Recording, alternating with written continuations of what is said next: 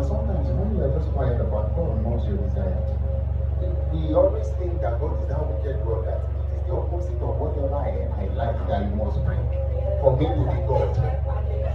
You know, that's how many people believe that must be the will of God. His head must be shaped like now. And his English must be either idiotic or Europathic. God has sons that have Steeze. God has daughters. Let me balance. God has daughters that have shape. The kind that you like. You know that shape. You know that particular one. Glory to God.